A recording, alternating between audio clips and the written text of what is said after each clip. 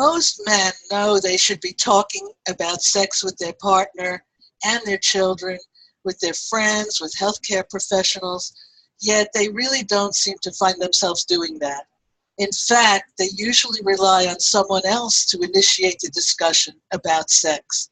And then, too often, it's really when they're in a crisis situation, when somebody has gotten hurt, or when it's absolutely unavoidable to talk about it.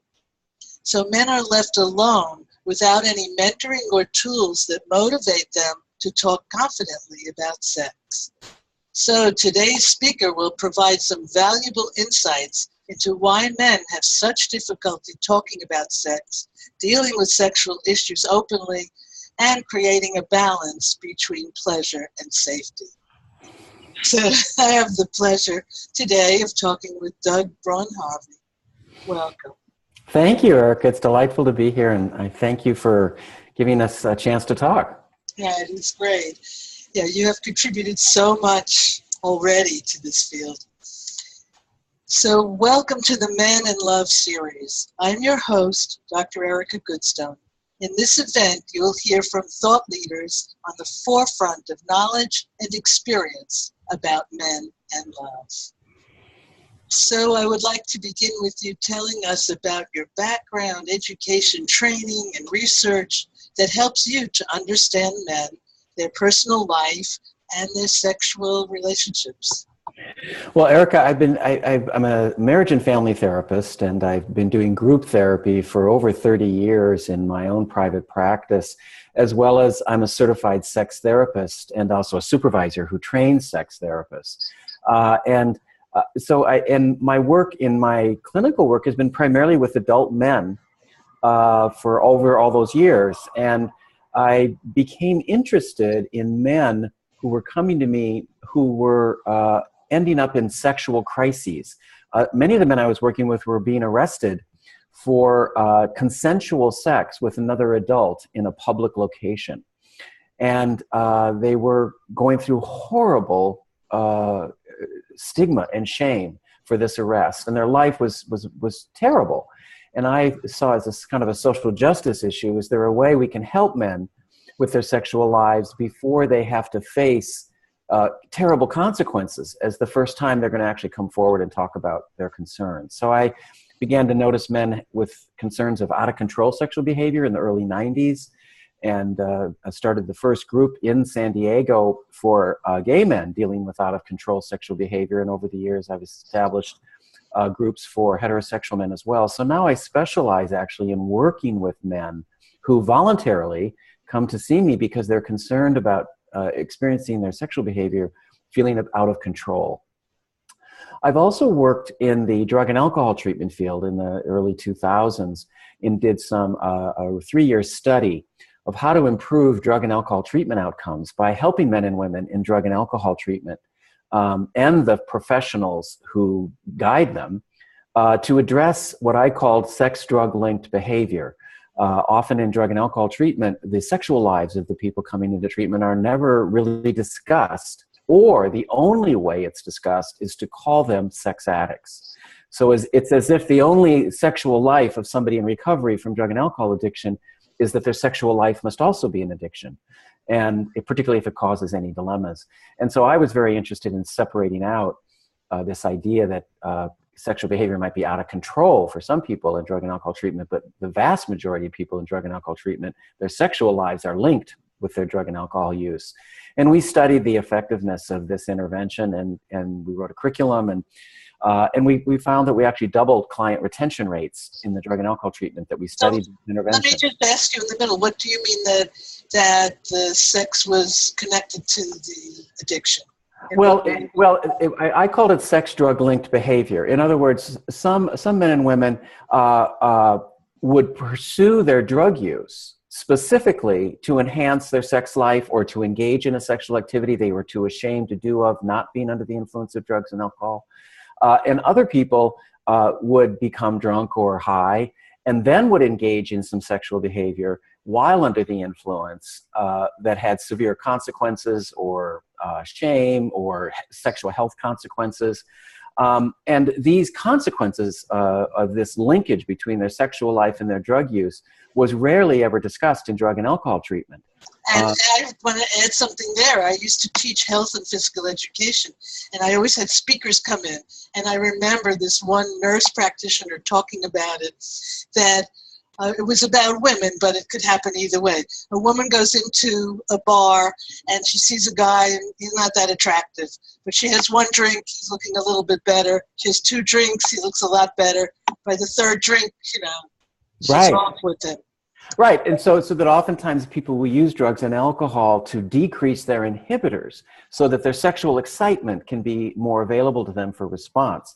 And these are issues that go on for people in drug and alcohol, with drug and alcohol problems that we're not getting addressed sufficiently enough. So I became very interested in the drug and alcohol field, addressing the sexual health as well as the mental health and the physical health and the spiritual health of people they saw for treatment. That really coincided with the World Health Organization and other bodies adding a fourth pillar to health and well-being of human beings. It was always thought of that health and well-being was physical, mental, and spiritual health.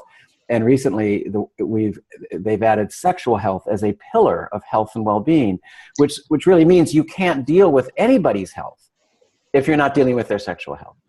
And another piece in there is, I've seen this a lot, that people who have gone through drug or alcohol addiction programs and then they come out of it, they're recovering, they're not as sexual as they were before, they're much more inhibited, something changes. So just talk about that. Well, I think that's what we externally see. That's what we can observe, is they're more inhibited sexually. When we look what's going on inside, oftentimes there's a kind of a fear and a fright of who they are sexually, of their sexual pleasure and their sexual urges. They don't understand their body in the state of sexual pleasure because it's been so associated with being under the influence of drugs and alcohol.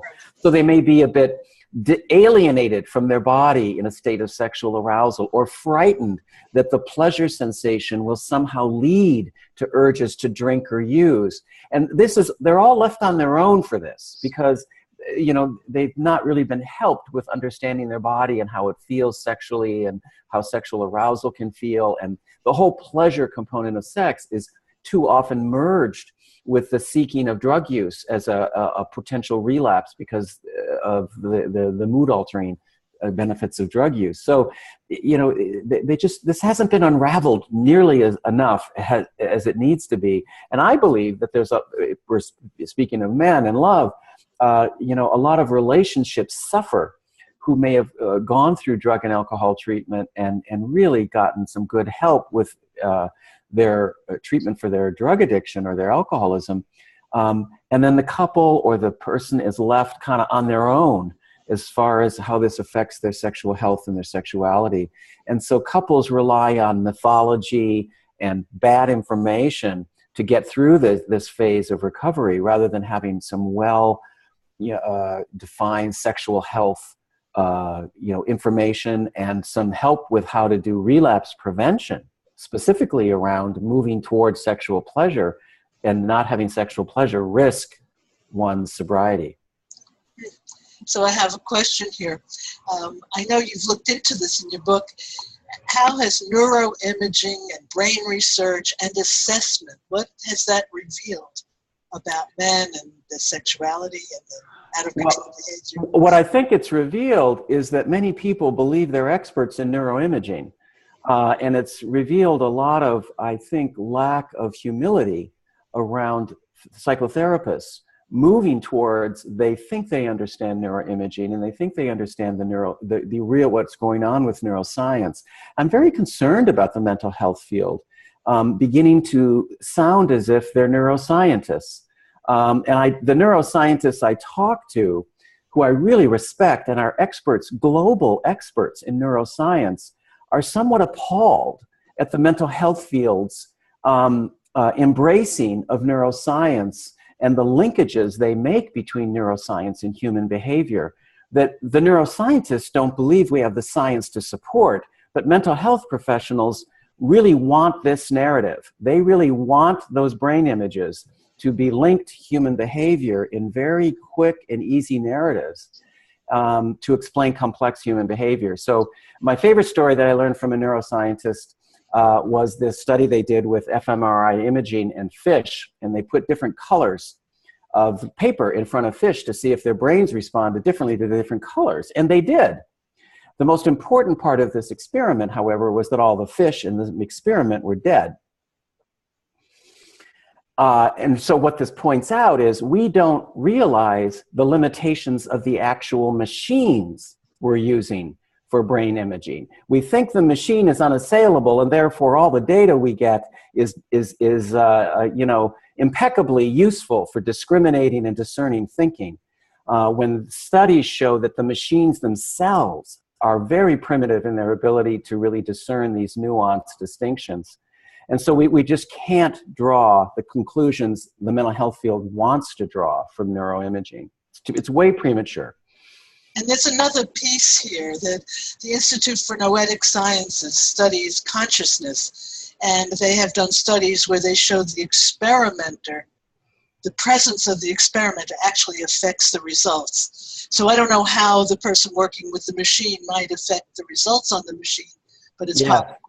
But I think the mental health field hasn't done enough of really understanding these limitations before they state conclusions about fMRI studies in human behavior. And the human sexuality field is in particularly needs to be highly scrutinizing about fMRI studies and conclusive notions of human sexual behavior.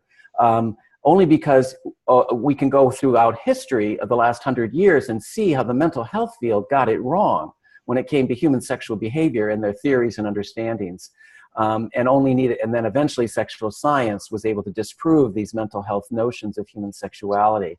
And my concern is we're at yet another wave of this, but because it's brain science, neuroimaging, it seems to be a more unassailable science to base mental health theories on, such as what I believe that this ability to link sexual behavior with an addictive process.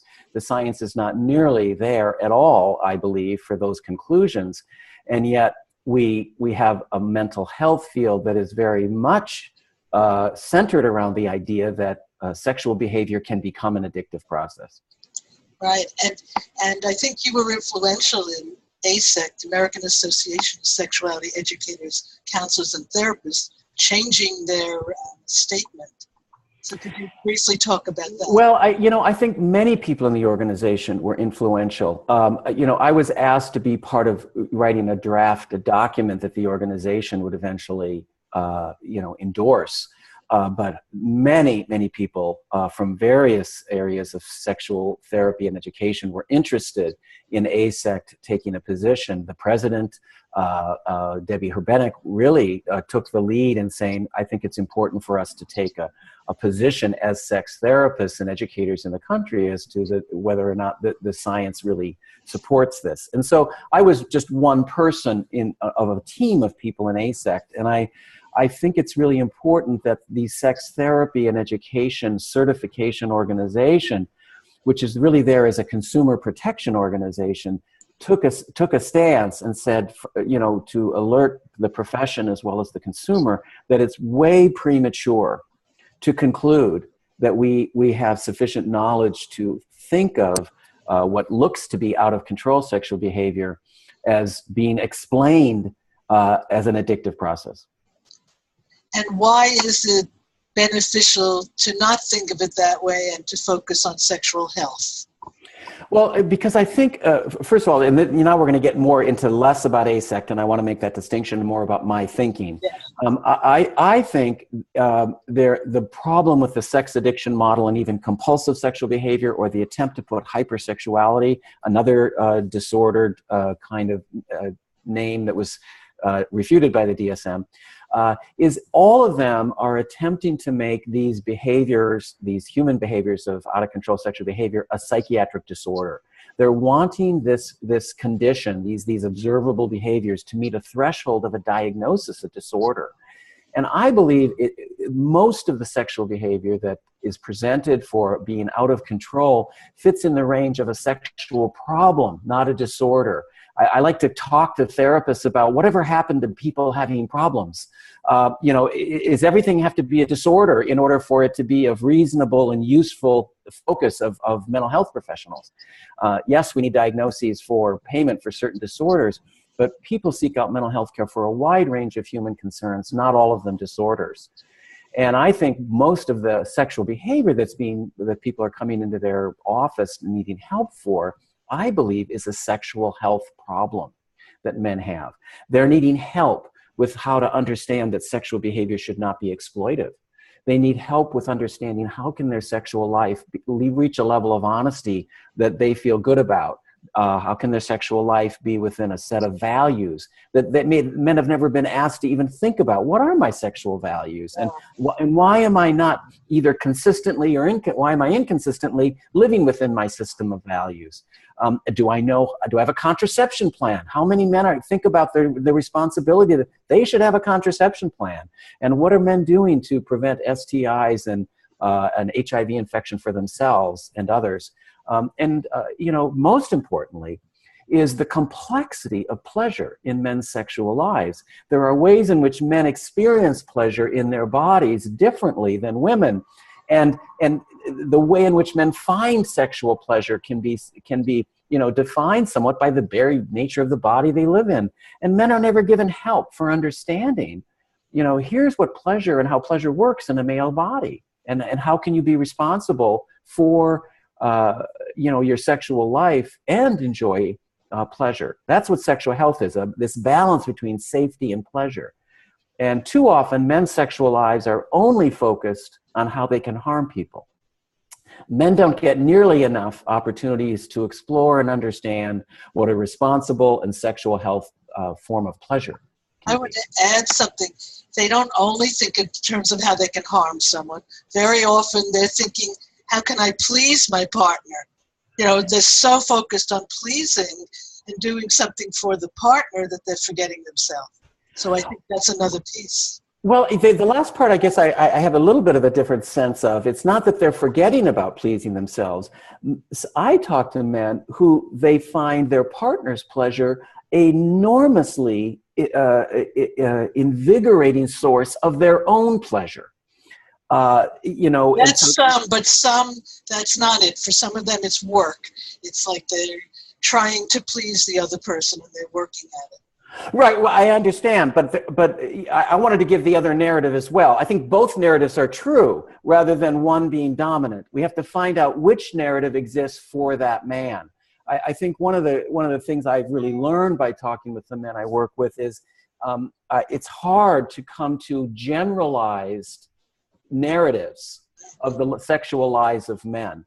I think the men I work with in my groups and individually, oftentimes their source of shame and their source of discontent is they're not complying with the expected narratives that are out there of who men are supposed to be sexually. And the sense of expressing who they are sexually is so much more risky and shame-filled. Because it will challenge masculinity or challenge gender norms and risk losing the attachments of people who love them if they don't comply with these gender expectations. So what makes it so difficult for men to talk about this?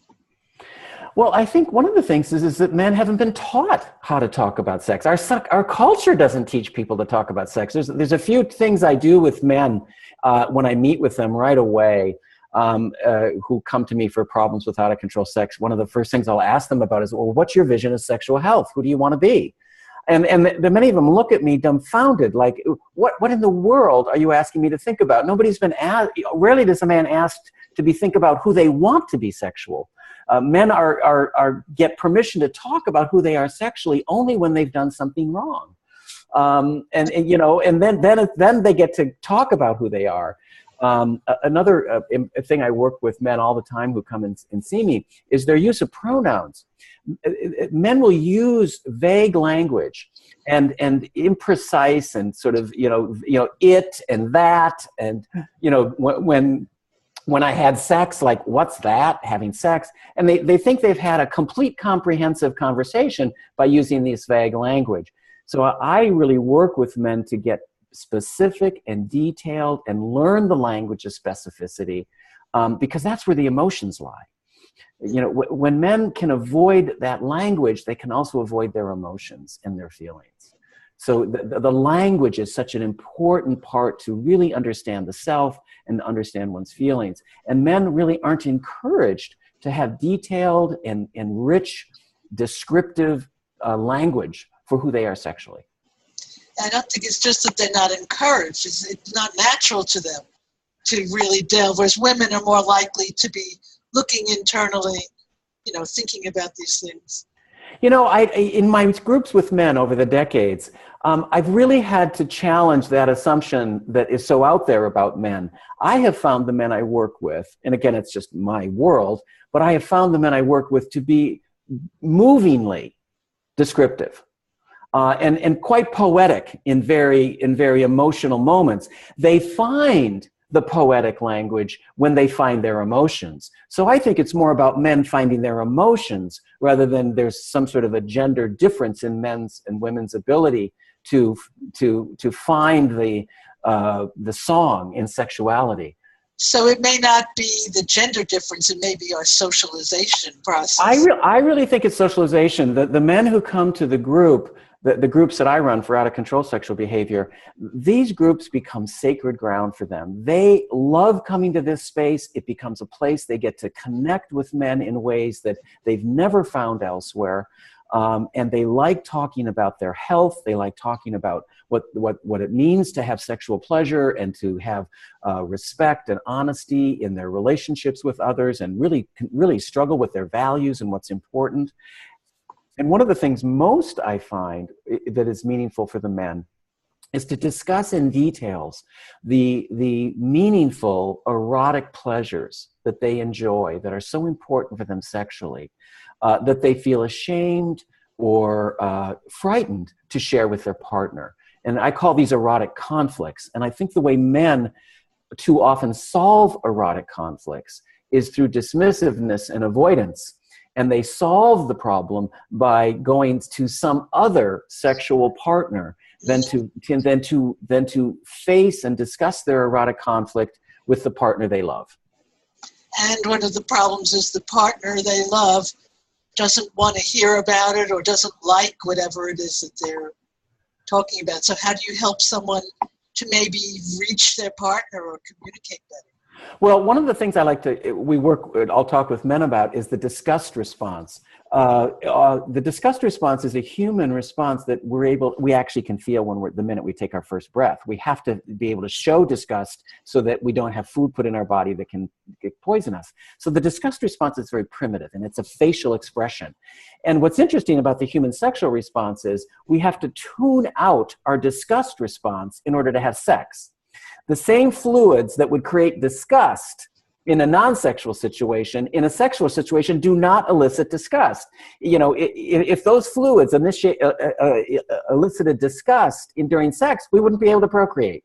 So the human body has to kind of learn how to navigate and shut off the disgust response. So what often happens in couples is they have to become aware of the power of the disgust response and how it is a complete, wall for any exploration of who another person is sexually. And so in couples, you have to kind of help them understand, as long as the disgust response remains as a viable way to respond to a sexual content, the couple will never get to know each other.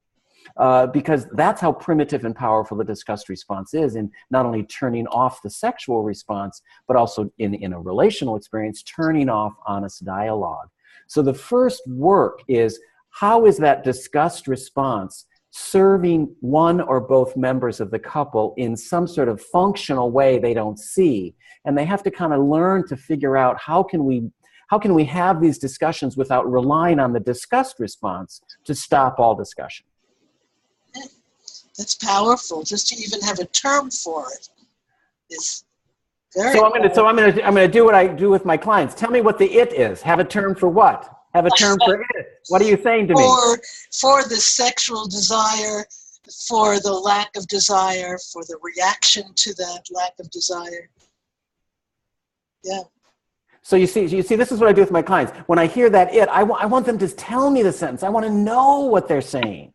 That's powerful. And it was so much more clear for me. Now I know more what you meant. Very powerful. And also uncomfortable for the person, because you really have to be clear. Yes. And just talk. Right. And think of how much sex therapy is about helping people be clear. Right.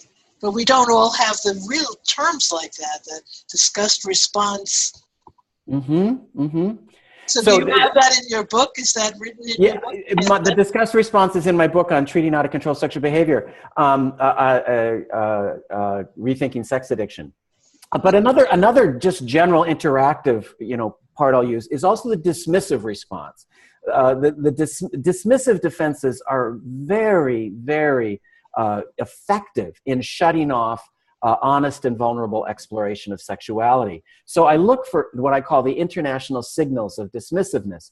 Somebody will be talking and their wrist will go like this, or their shoulder will go like this, or their eyes will go like this, and those are all the body, the nonverbal expression of dismissiveness. Oftentimes, dismissiveness is not so much the words, it's the nonverbal expression of being dismissive.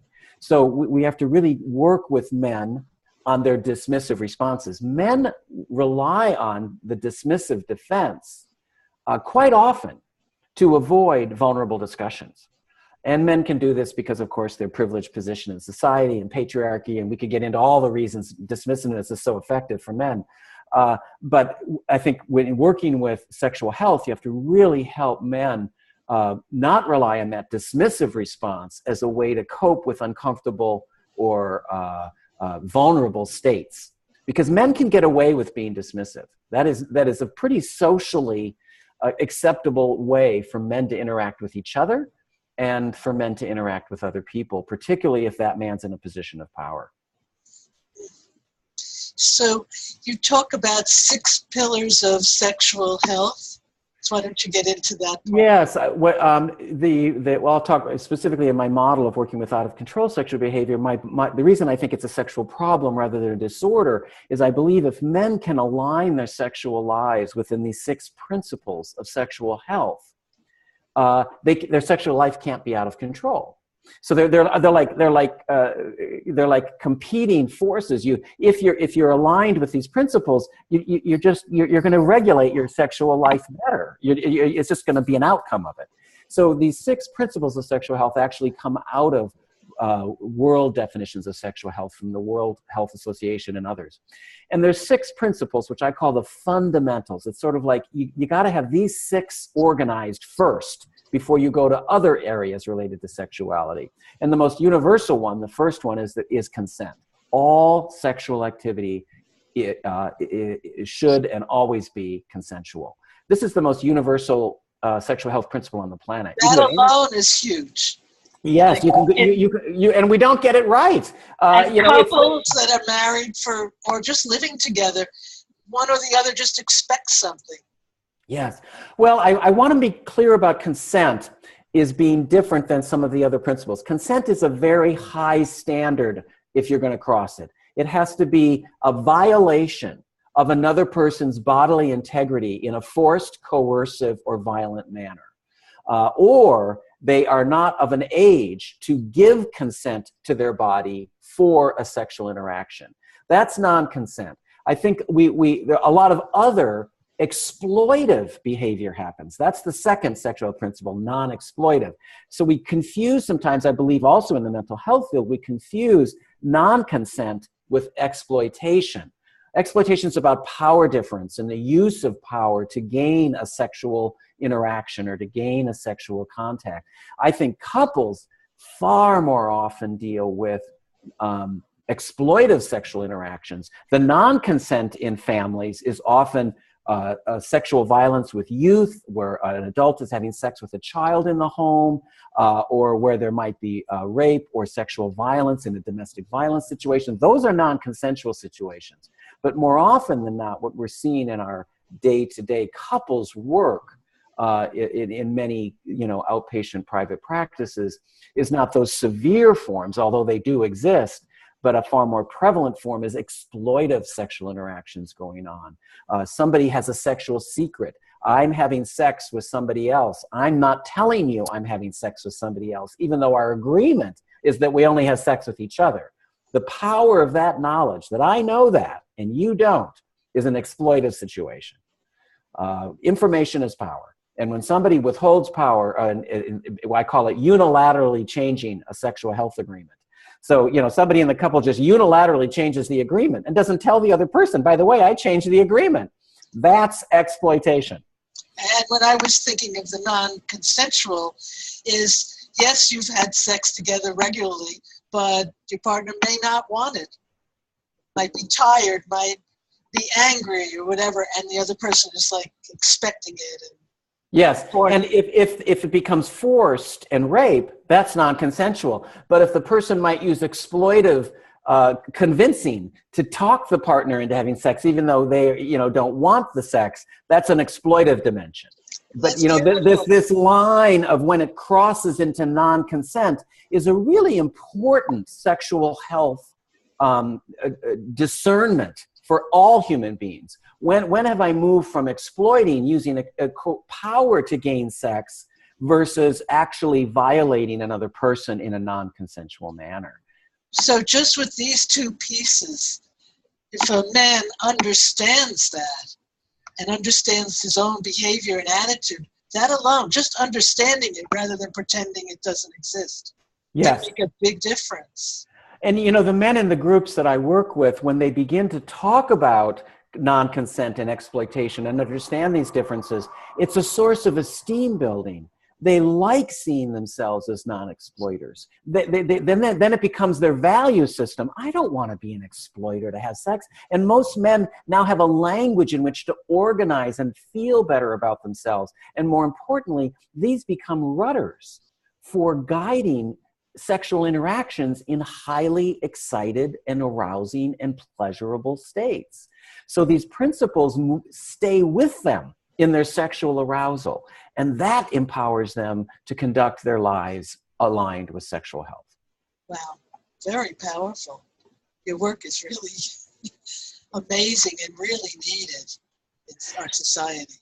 I so appreciate you saying that. The men in my group, if they were here and listening to this conversation, they'd concur. They feel very privileged to be in these groups. And what I like to remind the mental health profession is, look at the ticket for admission we require men to have to gain access to good sexual health conversation. It's kind of 3 tickets they have to punch. They have to be a sex offender, they have to be a victim of sexual abuse, or they have to be a sex addict. When men punch one or more of those 3 tickets, we give them access to professionals who care and are interested in their sexual lives. Other than that, men are pretty much on their own until they hurt somebody. It's just distorted. Well, this is why I'm such an advocate for the sexual health of the lives of men. We need to empower men with these principles of sexual health. Now, we covered 2 of them. The other 4 are honesty. What is your threshold? What is your criteria for honesty within a sexual relationship, and being honest about who you are and what you enjoy and how you function, and all the levels of honesty just go on and on and on. And then we have shared values. When human beings have sex, it has meaning. It just does. We are meaning-making machines. So when we engage in sexual arousal, or what gives us an orgasm, or what we fantasize about, or who we want to touch, and why we want to touch their body that way, and why we want our body touched a certain way, human beings make meaning to this. It's not just sensation. And so values come into sexuality often, and people need some help with understanding their values. The one thing I'll say about values that I think is important is in our culture, almost all of the sexual values that people hold tightly to are these sort of act-centered sexual values, that a specific sexual act is held up as being moral or esteemable. So, just until recently, there were statutes in the country that made anal sex and oral sex an illegal act. Those laws were only just recently changed in the last couple of decades. So, that's what I mean by an act-centered value system, where certain sexual acts are deemed correct or incorrect. This is the way most people organize their sexual values. The sexual health model is a principle-centered value system, so that you organize your sexual life on these principles of sexual health. That I'm going to have consensual sex. I'm going to have non-exploitive sex. I'm going to be honest. I'm going to protect from unplanned pregnancy and STIs and HIV. And I'm going to make my pleasure an important part of my sexual life. Those are going to be the principles that guide me in my values as a sexual human being, versus I can't do oral sex because that's disgusting. So have you covered all the principles? I know that you had. So protection from HIV, STIs, and unplanned pregnancy, which is typically what everybody thinks sexual health is. Everybody thinks sexual health is all about don't get knocked up and don't get the clap, and that's it. You're good to go. That's a relic of the '60s. All those things, we expanded ideas of sexual health well beyond those aspects in the '70s. And then the last one is pleasure. You're having a sexual health conversation when pleasure's in the conversation. Sexual health, by definition, is balancing safety with pleasure. So if you're not discussing pleasure and the role of pleasure in sex, you are not addressing sexual health. Right. When your goal is that somebody has to have an orgasm, or that someone has to do something, rather than both enjoying it. Right, mutual pleasure, and that it's really about pleasure. That's the essential aspect, and oftentimes men in particular are very conflicted about some of their sources of pleasure. So I'll have men, I've had men in my treatment program who have a particular turn on. Let's say they like smelling certain clothing that a woman has worn and while they're masturbating to reach orgasm. And they are completely ashamed of this. It's a secret. No one knows they enjoy this. They get married. It's a secret. And eventually this thing gets emerged. And it usually emerges because some erotic video has been seen on camera on their computer. And it's like, what are you doing watching somebody sniff underwear on your computer for? That's disgusting, right? The disgust response. So when these erotic interests emerge, oftentimes they're going to be called a sex addiction.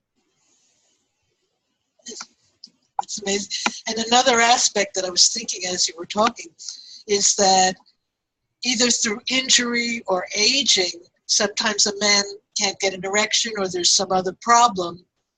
And if they're focused on pleasure, just talk about that, how that can affect the relationship. Well, because if it's about pleasure, rather than just orgasm or sexual functioning, then people can find other ways to have sexual pleasure. And can pleasure be meaningful? You may have to lose one source of pleasure and move towards a new source of pleasure. We have to say goodbye to things in life, but then it's more importantly how we say hello. And so, are they open, and are they open to considering new sources of pleasure as the body changes and the lifespan evolves, or an injury happens to the body, or unforeseen complications happen? These are losses, and these are sad events in the men's lives. I know one of the things I'm kind of aware of, just because of the men I've worked with over the years, is anytime they face a diagnosis of prostate cancer or any prostate condition or prostate surgery, it's as if it's unspoken. Mm-hmm. One of the most significant fears isn't necessarily the cancer, is I'll never get an erection again. Yes. And it's unspeakable. How can I talk about worrying about my erection when I'm now a cancer patient? And men get all conflicted about this. Like, I have no right to advocate for my sexual pleasure. I should just be glad that my cancer is being treated. They do the same thing to women with the body being cut up. Yes. And so this idea of pleasure and the consequences of the sexual health consequences of not addressing sexual pleasure or including sexual pleasure in our medical care are enormous. Absolutely. So in your work, I'd like to know how you use motivational interviewing and readiness for change. Well, Erica, I love that you brought that up, because MI changed my life in the 80s when Miller and Rolnick first wrote Motivational Interviewing, and James Prochaska and Carlo Di Clemente came up with the stages of readiness for change. It really changed my whole world as a psychotherapist. And I think readiness for change ideas and motivational interviewing approaches to readiness for change are a perfect match for the sexual health model of working with people's sexual health, because it's about moving towards something. We're actually moving towards sexual health rather than ameliorating a disorder. And the MI approach is about helping people find their discrepancy, their conflict with their behavior or their life, not somebody else's conflict. And I think that's a very useful model for sexual health. This is my sexual health. What are my problems with sexual health? And so with the men that come to me with out of control sexual behavior, I'm interested in their concerns about their sexual lives. What concerns them about their sexual behavior? Who do they want to be sexually? And motivational interviewing is so good about scientifically showing over the years, people sustain change and are more motivated for change when the change is for them because of their own internal conflict. Absolutely. And not about somebody else's conflict with their behavior. Right. Very often it's about the partner complaining about something. Or society. Right. Or society, that's right. And so even if it's the partner's disgust or fear or rejection or terror that got them in my office, men who walk in my office still have to figure out what their conflict with their behavior is. Somebody else's rejection threat may have gotten them here, but if they're going to stay here, they're going to have to figure out why they're here. Right. And then what about the readiness for change? Well, readiness for change is, in my model, and working with out-of-control sexual behavior, there's these 6 stages of change. And, of course, the first stage is pre-contemplative. And so what I love about this model is that too many therapists have been taught to think of clients at the pre-contemplative stage as resistant. And I just don't agree with it. I think we've all been pre-contemplators. We've all not really wanted to even look at something we might need to change. And so rather than being resistant, we're just a pre-contemplator. And then we move to contemplation, which is where ambivalence lives. And the mental health field has not been well trained to welcome ambivalence and work with it. The mental health field is really good with the action stage of change. I've got skills for you to do. I've got, mindfulness meditation practices you can learn. I've got a bevy of great interventions for you. But that's the 4th stage of change. That's the action stage. And so we've got pre-contemplative, contemplative, then, preparation. And then finally, we've got the action stage of change. Too many therapists think the client's at the action stage of change because they made an appointment. And I've worked with people over the years with the mind-body connection through a particular type of body psychotherapy. And I can't pick a quick moment and an action. It's about what's going on within the person's body. And they react and they come up with a statement and it's coming from them. Yeah. And then they might be ready to take an action. So I really like how you're reminding us, Erica, that when we can teach men to go into their body and listen to their body, they'll find their conflict.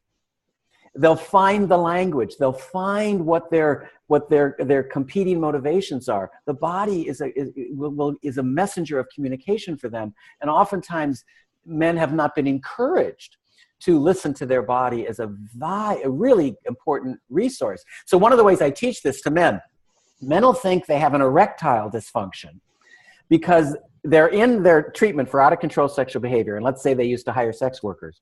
And now when they went and hired a sex worker and it wasn't pleasurable. In fact, they couldn't even get an erection this time and they're all worried. And I said, oh, no, that's treatment progress.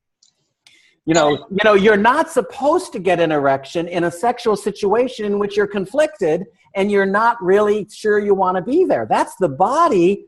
You're now listening to your body. Your body's actually now with you in that sexual situation. So, the loss of an erection is actually progress because you're keeping your conflict present in the sexual situation, which interferes with the sexual response, which is the way it's supposed to work. And it may go even deeper than that from a lot of the spiritual work I've studied. that even like a prostate cancer, I'm not going to say cause and effect, but that part of your body you may not have been paying attention to. Mm-hmm. Well, there was this study that came out some time ago that showed men who were regular masturbators were less at risk for the onset of prostate cancer later in life. So they are using the organ. So I mean, you know, if you think about it, you know, there's something that sort of intuitively makes sense. If that part of the body is getting exercised regularly and doing what it's supposed to be doing and stimulated in the way it's supposed to be, it's going to be healthier tissue. Right, and if you're feeling connected, more connected. Yeah, right. Well, so can you tell us any final statements or suggestions for men? What I would say is this is for everybody. I think unfortunately in our society, we use the language of sex and sexuality. When I think the phrase sexual health is a far more user-friendly phrase. When I ask people, you know, do you have any concerns about your sexual health, or how's your sexual health, or, you know, I'm really interested in your sexual health, people tend to move towards me. If I say, how's your sex life? Or, how have you been doing sexually? People think you're asking them what position they have sex in. And that creates defensiveness, and it's too personal.